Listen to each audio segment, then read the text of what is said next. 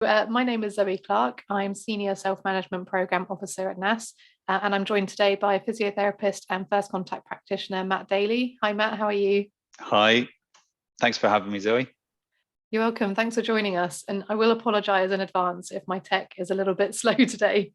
It's one of those days in Suffolk. Sure. Brilliant. So for everyone joining us, we're going to be having a chat today about sports and axial SpA, so how you keep moving. And we're delighted to be joined by Matt today because he's got experience both as a physiotherapist and as someone with axial SpA taking part in sports. So I think we're going to have some really good advice and experiences shared today.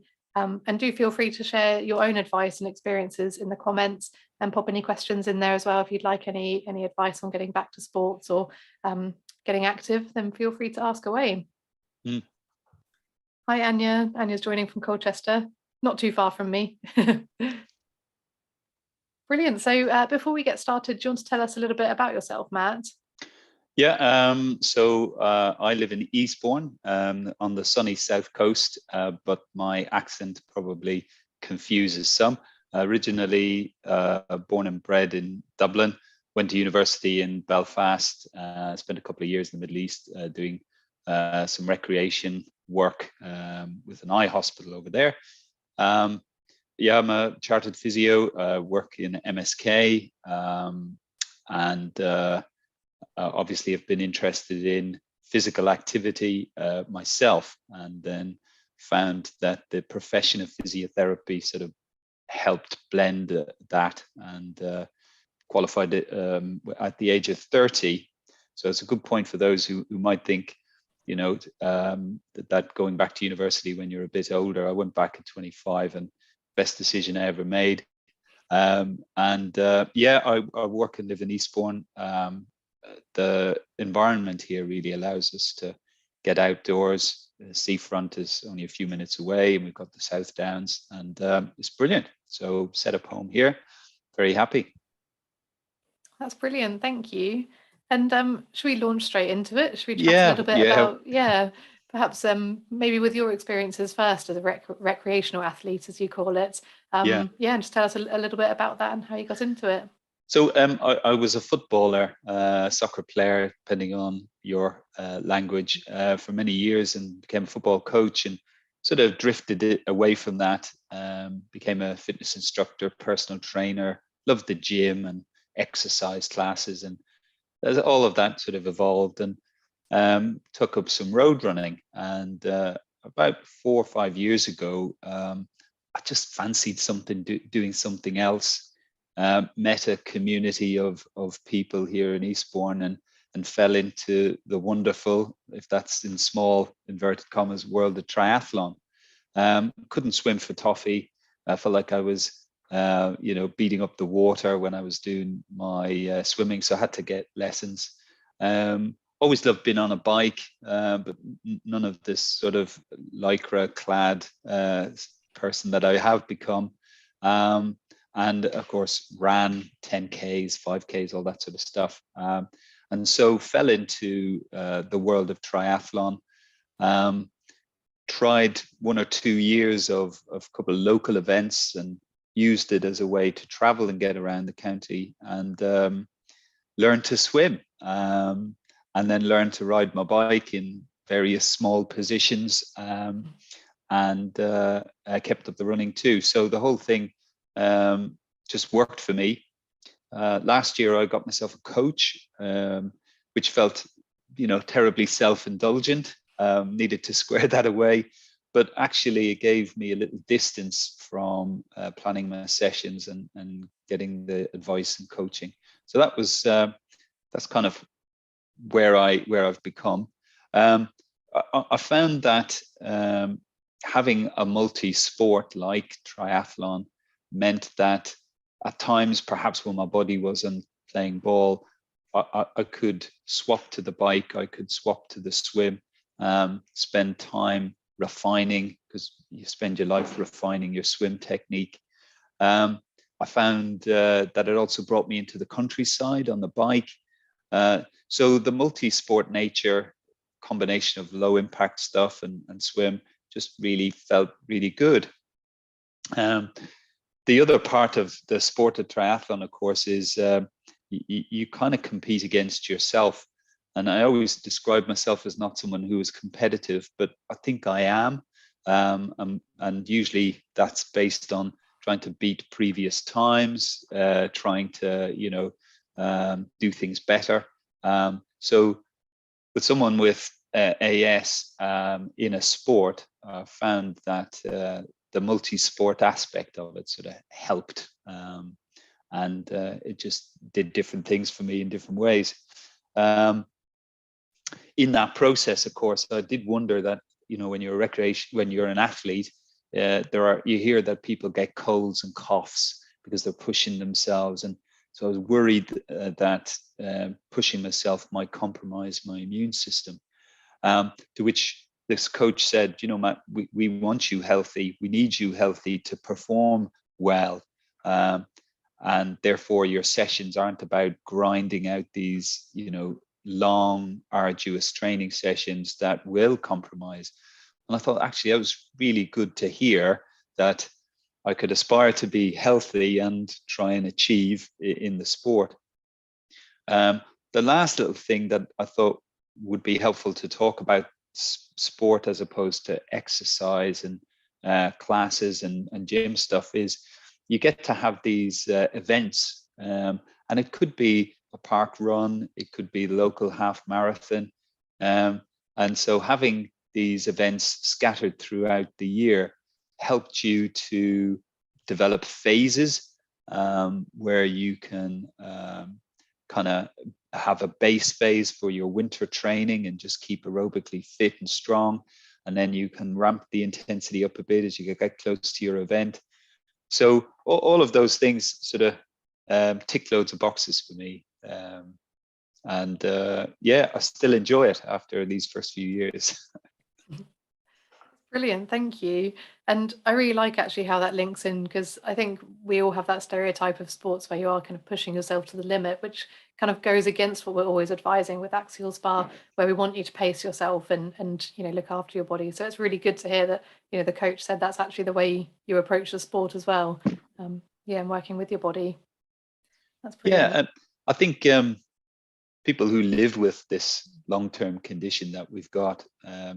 So this is where I've got two hats. I've got me as a physiotherapist and me as a patient. And, I think people who live with this condition or any long-term condition, they have a great deal of expertise in understanding their bodies. And I love to hear how patients bring that into the consultation, say with me. And, it helps the relationship between the physio and the patient, where they are able to tell you how they live, with how they're living and coping. That expertise, if you like, helps as long as we're listening and, sort of responding to their needs. I've forgotten where I was going with that, but yeah. Talking about pacing and listening to your body, I guess, isn't it? Absolutely. And then pacing, of course, in an event like a triathlon, there was a Ironman World Championships on 2 weeks ago, and the famous event in Hawaii, and a lot of the top athletes who are really good on the bike component can bike extremely well, but if they don't pace themselves, when it comes to the run, they can be overtaken by someone who has paced it better. And that, as a metaphor, I think is, we've got X amount of matches to burn. They often talk about that in sport. And when you're working at certain intensities, you have to distribute that effort and that intensity over the whole race. So learning when to burn those matches and how to do that is a skill. And again, I suppose that's the thing we were talking about, people with a long-term condition. They often bring some of that pacing knowledge. And if they don't, then, we can sort of guide them with that. I love that match analogy. That's brilliant. Yeah. Yeah. Anyone who does a sort of endurance event will immediately connect with that or talk about it. Yeah. Think of your matches. Just have that in the back of your mind. Yeah. Yeah. Yeah. That's brilliant.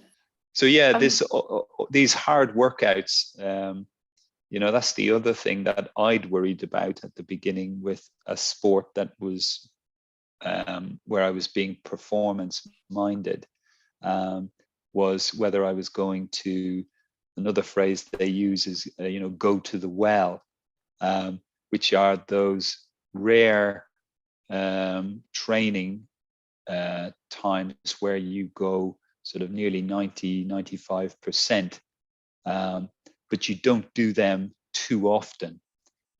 So most of your sessions are manageable, doable, and occasionally you sprinkle in intensity and effort. And that can coincide with living with AS. You can have a lot of fatigue and aches and pains, but then occasionally you get some light and you get some energy, but not going to town when you have that. It's occasionally doing that extra little bit just boosts your fitness more than anything. Yeah, good skill to have, definitely, knowing when to and when not to. Yeah, so intense workouts for people with AS, I think, are possible, just not done on a regular basis. Sprinkling's a nice phrase that the coaches have used. We're going to sprinkle a little intensity into the sessions. I like that.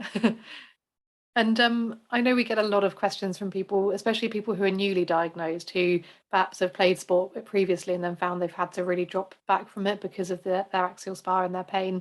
Do you have any advice for those people in kind of getting back into it, or perhaps after a bad flare-up as well, how you can sort of build that back up? Yeah. There's a phrase that there's a coach who I follow on social media called Brad Stulberg, and he's written a great book and he posts some great stuff. He talks about process rather than outcome. So if your sport is taken away from you for whatever reason, if you're focusing on elements of your practice, so you are not so much interested necessarily in for me the race. The race will come and go on one day, but if I can look over the training period where day in, day out, or week in, week out, where I'm focusing on maybe a swim element to it or a bike element to it, then it helps me to be flexible in my approach. So for those who maybe feel the sport has been taken away, a flexible approach to their exercise, and using my own reference when it came to swimming was a whole new sport to learn, and I found a whole lot of fun in learning that as a new sport, and I likened it to dancing in some ways. Many years ago, I used to teach line dancing, if you can believe that. And the coordination involved in dance, swimming, or some other artistic thing, that there's a joy and a frustration. But by throwing yourself into a new activity, that might be the extra little boost you need to find the joy in movement again. And so, yeah, process when things are difficult. So that's that daily routine or weekly routines that help to keep you consistent. And then novel things. So occasionally, for me in the sport, I might ditch the road bike and I might consider the mountain bike and go out with some friends and go across the downs, that kind of thing. So flexibility. I like that, definitely. And yeah, because it's really nice. Again, it links into listening to your body and thinking actually what's going to suit it today, and yeah, not pushing against it. Yeah. And then occasionally doing hard things. So occasionally pushing your boundaries a bit. And the more you live with a long-term condition, the more you know when to push that button. Absolutely. It can be really difficult in the beginning to know where and when you can push it and how far can't it. But like, I think that comes with time and with experience and just understanding your body and your condition. Yeah. So in terms of exposure to performance-related sport, so that's that aspiration of trying to do better. I found myself, so cyclists are a peculiar bunch in terms of loving tech and metrics. And the coach introduced me to something called HRV, or heart rate variability. And there is an app you can get, but what this app helps to do is to put some of your parasympathetic activity into a crunchable type metric. So you can kind of get a sense of when your body's not right, but the HRV can confirm that, or it can say, do you know what, you have had poor sleep, you are a bit fatigued, and your scores suggest today that although you might be feeling super, maybe just rein it in a little bit. So the use of tech for managing long-term conditions, I think, is a unexplored area, but people might want to have a look, and I can forward you some user-friendly links on HRV as a nice way to kind of complement your own personal feel for things. Absolutely, please do, because that sounds fascinating. I'd love to read more about that. So for everyone watching, I can share any links in the comments afterwards, so you can come back and have a look through those. And I think a lot of what we're talking about crosses over with what we were discussing beforehand, before we went live, about the fact that people with chronic illnesses tend to have real grit, and how that can link in. But I think it can be both a positive and a negative, as we've kind of touched on a little bit already. Do you want to maybe dig into that a little bit as well? Because I think that's quite interesting for people. Yeah, and again, to borrow someone else's words, the phrase "learn to grit and when to quit." And again, I guess when you have a long-term condition, it's kind of understanding yourself as to when you have to dig in, and it could be getting out of bed, it could be putting your clothes on, having a shower, maybe getting out into some fresh air. So in the darker times of my frustration with swimming, I'd wake up super early and go, oh, you know what, I really don't fancy this today. And while I was having all of those thought processes, I was also saying to myself, just keep getting dressed, put your trainers on, have your bag packed from the night before. So while my brain was kind of all going, you could be in bed for a little bit longer. What the hell are you doing here? I was then at the poolside, ready to go.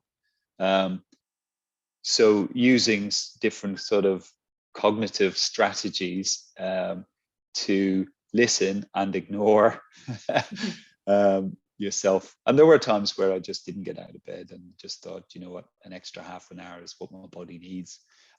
So learn to grit and when to quit was some of that. And then again, with the hard times, if there's a way of finding some joy in what you're doing. I'm very lucky, again, here living in Eastbourne in the South Coast, that when we get out of the towns, we find ourselves in the countryside. And there's nothing quite like that sort of wind in your hair. You could get really super lucky and it'll be a lovely bright day and you'll see fields and you'll see cows and you might stop for a coffee with some friends.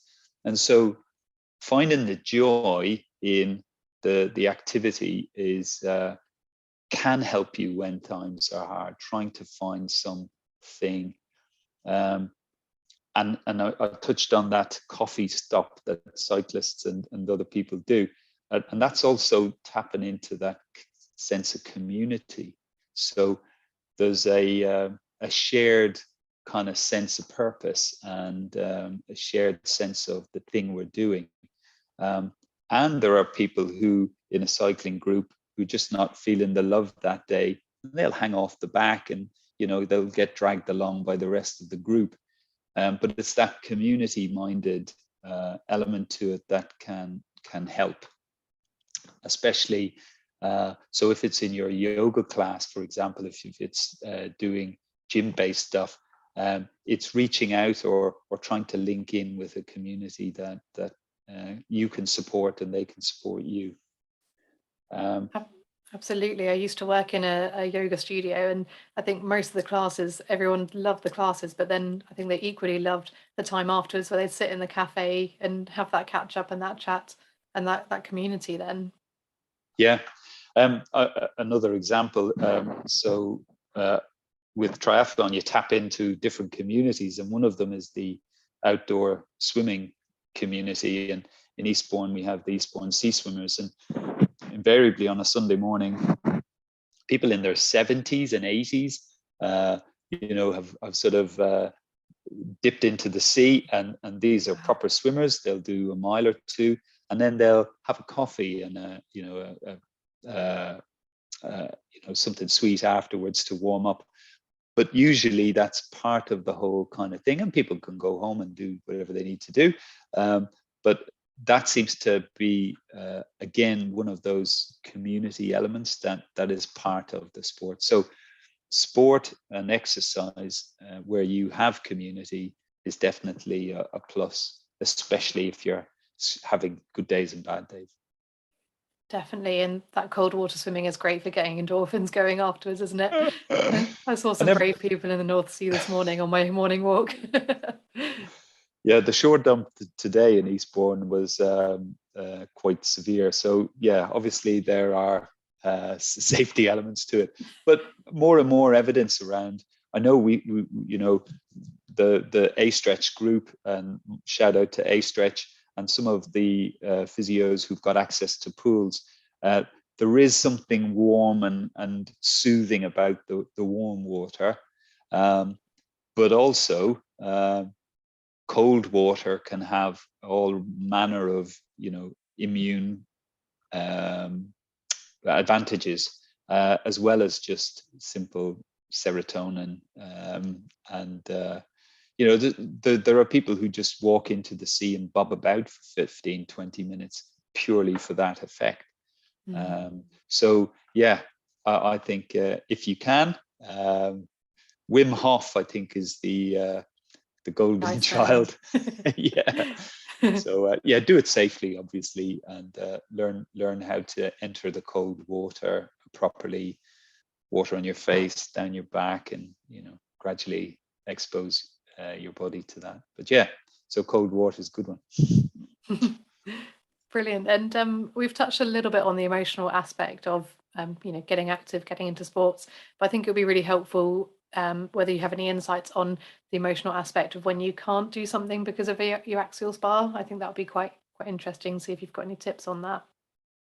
Yeah, again, I'm trying to learn a little bit about that myself, and a phrase that I'm coming across is something called emotional flexibility, and what that seems to look at is kind of gradually becoming aware of your feelings about a situation, and if you like, distancing yourself where you can and going, is this a helpful way that's going to move me forward in terms of how I'm feeling about something?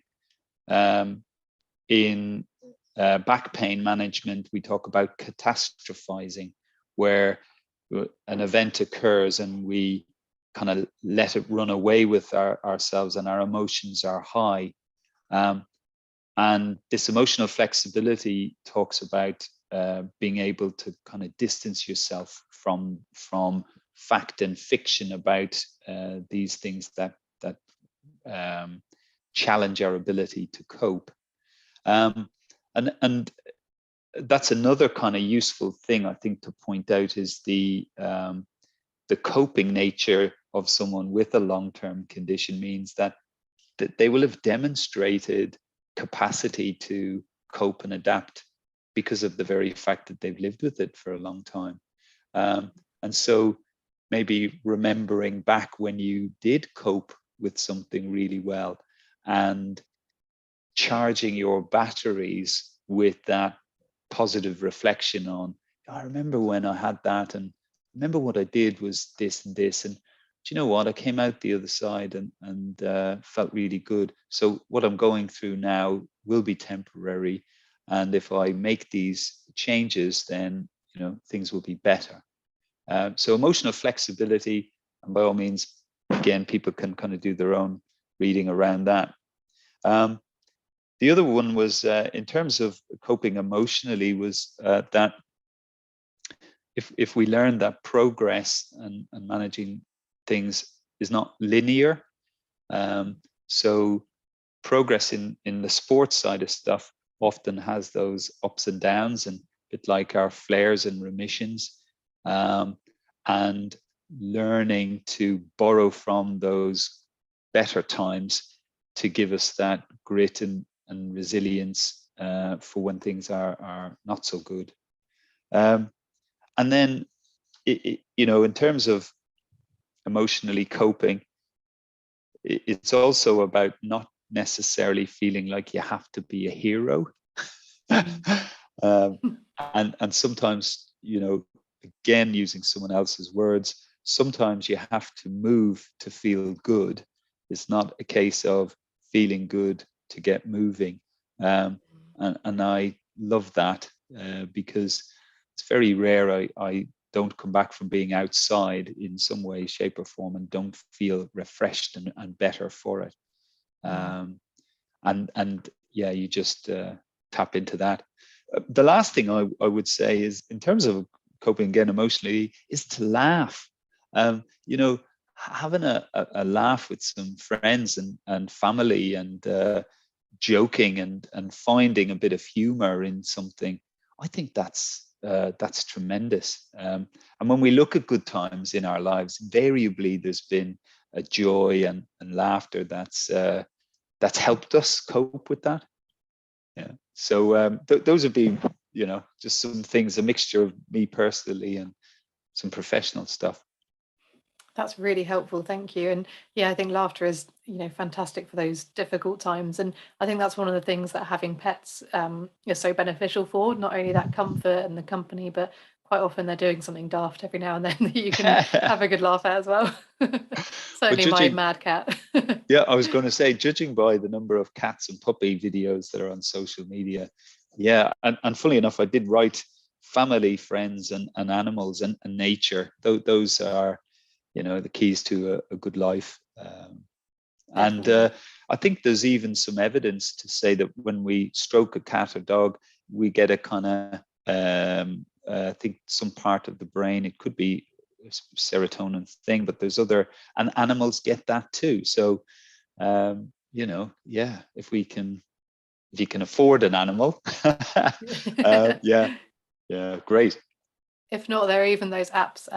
Is it Borrow My Doggy, where you can sign up and you can walk someone else's dog? So even if you don't have one, yeah.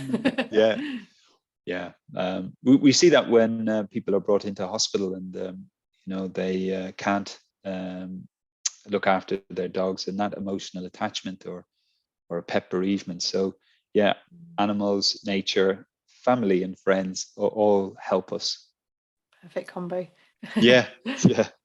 Well, now I'll ask you to put your physio hat back on for the next question. It's a bit more practical. For people with axial SpA, are there any sports that they should perhaps check with their healthcare professional before getting involved in? Oh. Are you still there? Yep. Sorry, my screen has just gone dead. Oh no, we're slightly doomed today with our technology, weren't we? There we are. Yeah, I'll just wiggle the mouse. So I think a healthy way to approach sport and activity is to consider it like a risk assessment of what are the risks associated with what I'm going to do and what are the benefits.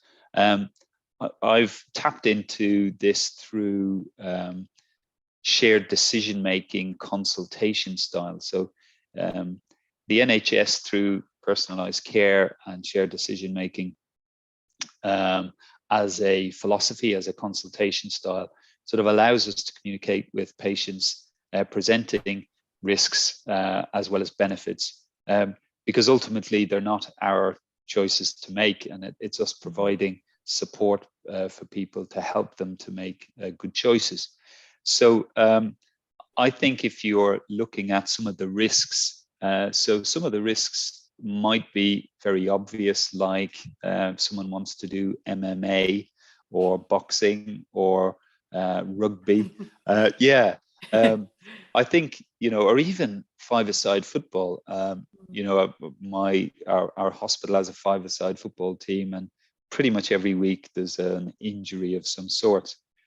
But if that's what you truly love and you're prepared to take that risk in good conscience, it's your body, it's your life, and there are things that you can mitigate, of course, about those risks. So in rugby, for example, you can wear your helmet, the head guard. In boxing, of course, you've got similar stuff, and then in football, your shin guards, your tape to try and all this sort of stuff. So I think taking that kind of an approach, and where you can lean on your physio or healthcare professional, is to have that conversation to maybe get some distance on what those risks are, in terms of trying to make an appraisal of the sport you want to do. If I reference back, so when I was trying to get into the so-called aerodynamic position, which is this sort of tight position on the bike for say a 3-hour time frame, my patient brain, my AS brain, is going, but surely to God, that can't be good for your neck. And it could lead to damage of you not being able to straighten up. And my physio hat saying, well, don't be silly. This is a position that you're going to gradually adapt to. And with the other training you're doing, like the swimming and the conditioning work, you're going to balance all of that out. So while I originally thought that having AS and being in a tight position for X number of hours was going to be a problem, it just hasn't been that. So yeah, I think that risk appraisal is a good idea. It shared decision making around that, I think, involves you using your physio or whomever like a coach. What do you think? This is how I'm feeling about this. I'm not sure of the full risks here, but I really want to do that thing, whatever it might be. So I don't want to, because we're pro activity as physiotherapists, pro movement, and green lights are kind of where we want to be. And so having that sensible conversation, I wouldn't like to take any sport really off the list. Absolutely. I think that's a really sensible way to approach it. And because everyone's different and their axial SpA affects them differently as well. And it leads into my final question, actually, on asking if someone with axial SpA has tried getting back into sports and, a particular activity, and finds it really is impacting them and they're not getting on with it, is there any way they can kind of adapt their activity to perhaps keep that in their life or change things? Yeah, and a really good example, and it could be myth, but a really good example is where Sport England had tried to find future athletes in one sport, looked at some other sports where there was a crossover. So you look at gymnastics, and if for whatever reason an athlete wasn't progressing to the elite level of gymnastics, Well, maybe diving provides an opportunity for them to excel. So someone who has, again, my own sport, someone who has enjoyed swimming at a young age, but for various reasons may not be able to reach the standard they want to. Triathlon offers an opportunity for them to adapt. So in terms of finding sports, there's also going out and just trying stuff. There's a great joy, I think, in learning something new, in exploring a different movement pattern.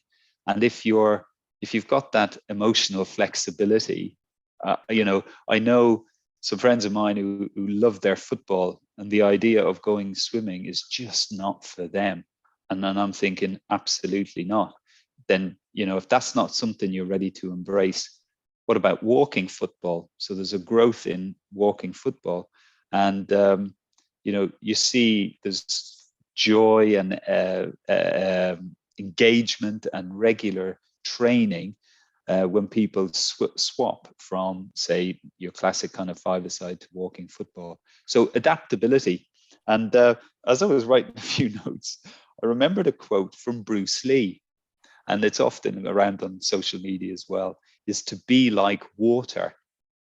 So Bruce Lee is famous for saying, if you're adaptable and like water, you're able to adjust and accommodate. And so if we're emotionally flexible and physically adaptable, and looking for that joy in the movement, whatever that movement is, then hopefully you may find that you're fantastic at this new sport, and you found your true calling. I love that. That's brilliant. So and then in terms of whatever sport, whatever the challenges are that are thrown at someone, it would be to find a routine, whatever that is. I reference back to the swimming and getting up at 6 o'clock in the morning and going for a swim slightly earlier. If my bag is packed and a bicycle's at the door ready to cycle out to the swim, I've got less excuses, and the routine is there, and it's Tuesday, so I run on a Tuesday, and that routine is a big part. So whatever you do, try to find the routine, because it's that consistency that will help you in the end. That's brilliant.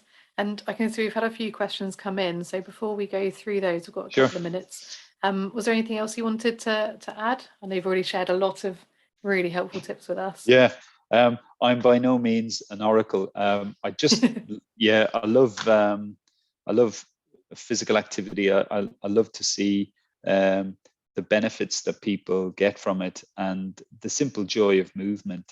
It's inspired me, and from a public health point of view, the more people move, the less problems we seem to have. So yeah, thanks for having me. No, absolutely. Thank you so much it's really great when you've got that mixture of experience, the personal experience of the condition, and obviously your medical experience as well. It's a really good combination. So thank you. Yeah. And I can see this might be a bit too clinical question. It might be a bit specific, might be one for his healthcare professionals. But Barry's asked, he's 57 years old and has had axial SpA for 20 years and used to play a lot of squash, but stopped because of hip and groin problems.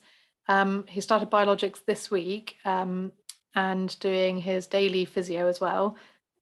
And wonders if you think he'll be able to play squash again when the biologics kick in. Yeah, that's a tough one, isn't it? Yeah. Again, I guess having a clinical examination to see, for example, if the hip is limited in some way through changes that are bony, that'll give a sense of the bony limitation, if you like. I think what you would then get is a sense of perhaps where the limitations are. And then you want a period of conditioning. So the idea would be, okay, so the aim would be to potentially get back to squash in some way, shape, or form. So I would say have that examination and think of things in a period of adaptation. So if he hasn't been playing squash for a long time, what are the components of fitness that he needs to look at? Cardiovascular fitness, certainly flexibility, strength. The 5 S's are the classic kind of textbook of strength, speed, skill, stamina, and suppleness. Really old 5 S's for fitness, but we don't know what Barry's potential is. We just don't know, and there are lots of factors in there. So I would say definitely try and speak to a physio, somebody who has some AS experience, and maybe someone with a bit of sports physiotherapy mixed in there as well. And the world is his oyster, really. Brilliant, thank you. And we've got Rich has asked, I don't know if this is an Eastbourne shop, but he asks if you've been to Tempo Run Shop. I have. That's right. Yeah, I do. I get my shoes from Wes. And I'm a member of the Tempo Triathlon Club. So yeah, brilliant. It's a great shop. Good to support local. Definitely. And Wes shares, he said it's been a long time since he's running and he just sticks to cycling now. So he said, how are you finding running? Yeah, good days and bad days. Just completed the Beachy Head half marathon, and I've found that running cross country and running half marathons seem to suit my body. Running on the downs just feels better for all sorts of reasons. And again, running on the downs is outdoors. It's in the wind and in the rain that we had last week. So again, it's this adaptation time. So for me, I'm still able to run, get a few aches and pains in my knees, but I'm also 54. So maybe there's some elements to that.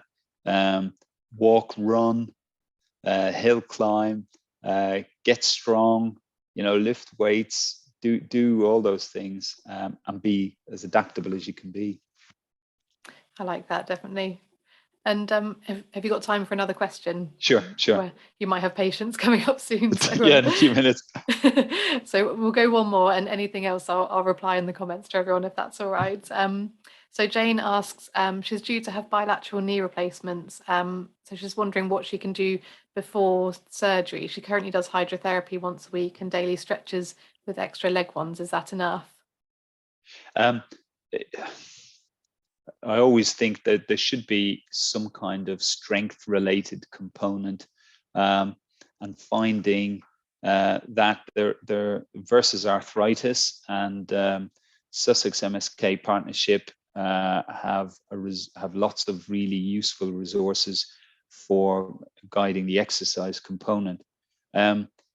We also underestimate the cardiovascular element to training. So anything that sort of raises the heart rate a little bit, gets you a little bit out of puff, conditions the body. So we've guidelines for cardiovascular exercise and guidelines for strength training, and the combination of those two generally help people to cope with the very limited information that we've got. I would say perhaps a focus on some strength work and cardiovascular stuff, however she can do that. Talk to your physio. Brilliant. And I suppose if those surgeries are booked in, sometimes they'll have specific orthopedic physios you'd see beforehand as well, and get some advice from them. Yeah. Without a shadow of a doubt, heading into surgery fitter, when we're having conversations about hip and knee replacements, sometimes patients can tell us that they feel they're being put off the surgery because they're being offered physiotherapy. And for me, I kind of try to explain that actually, if they're fitter, stronger, more mobile, with less risk of falling and all the others, then if surgery is the direction for them, well, being healthier and fitter will just mean that the outcome the other side is so much better for them. Surgery doesn't fix it always, and so being healthier, both coming in, will help people as they come out from the operation. Absolutely. That's been fantastic. Thank you so much. Really interesting conversation and really valuable advice for everyone as well. So thank you. Thanks again, Zoe. You're very welcome. And for everyone, if you joined partway through, then you can catch up on the whole video after we finish. You can go back to the start, and we'll also pop it on our website, on My AS My Life, and our YouTube page as well. And to any extra questions, I'll reply to those in the comments and pass any for Matt on to him. Yeah, afterwards. happy So to engage if you want to send an email or something like that. Wonderful, thank you. And just finally, I'll let everyone know that our next session is going to be in a couple of weeks, Wednesday the 16th of November, and we have a somatics taster session with Ian Young. So do come and join. That's a nice full body stretch for that one. So thanks again, Matt, and thank you everyone for joining and yeah, asking your questions. And yeah, we'll hopefully see you all in a couple of weeks. Yeah, terrific. Thanks for having me. Okay, bye now.